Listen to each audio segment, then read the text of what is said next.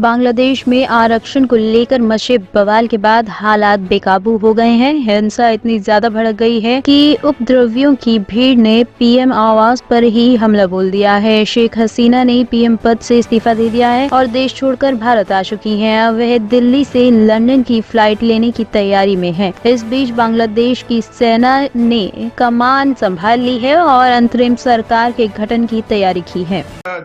The pressure and the demonstrations were mounting, and clearly the government there was under pressure. Then the army, which is a very powerful institution in that country, must have also stepped in some way to, if it is true that she has resigned, and that they must have told her that, look, things are very bad. And we cannot, for example, guarantee your safety or something like that. I don't know. So it's a matter of speculation.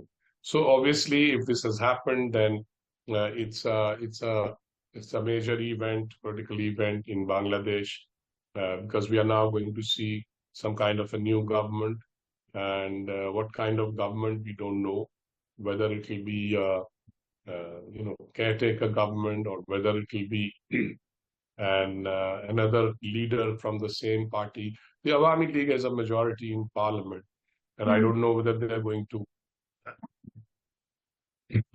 select a new leader who will then become PM. So there are various possibilities here now, but I doubt if it is.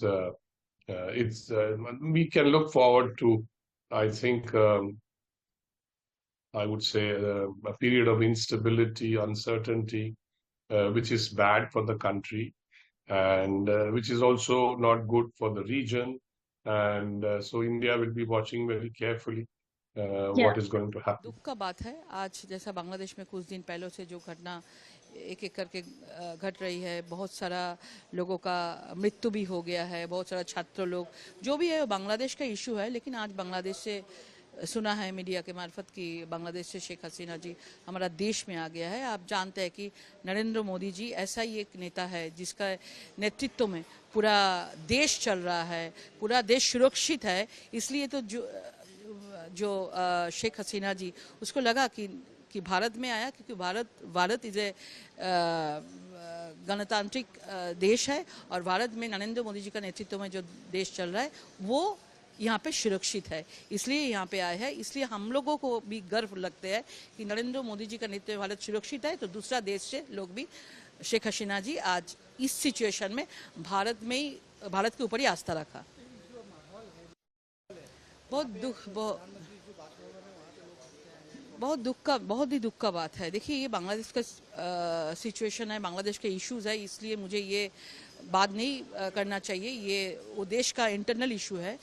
लेकिन जो भी हो रहा है पूरा देश में, हमारे पश्चिम बंगाल के साथ बांग्लादेश का एक भाषा का बोलिए, कल्चर का बोलिए, बहुत सारा मतलब आदान प्रदान दोनों साइड से ही होते हैं। बहुत सारा लोग जाते हैं, कलाकार भी जाते हैं, फिल्म होते हैं, बहुत सारा कुछ यहाँ से होते हैं।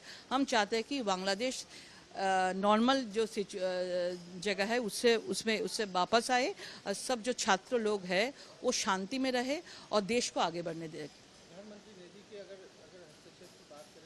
डेफिनेटली अगर प्रधानमंत्री जी को अगर हस्तक्षेप के लिए बात करेंगे, बांग्लादेश बात करेंगे, तो डेफिनेटली हमारा प्रधानमंत्री जी सबके लिए, जैसे हमने कोविड के टाइम में हम लोग देखे हैं कि प्रधानमंत्री जी दूसरा देश, बहुत सारा देशों को पूरा 2 हाथ से आशीर्वाद किया, 2 हाथ से उसको पूरा मेडिसिन भेजा। तो हम लोग चाहते हैं कि अगर हस्तक्षेप लगेगा तो प्रधानमंत्री ज़रूर करेंगे। ब्यूरो रिपोर्ट, टीम मानस न्यूज़।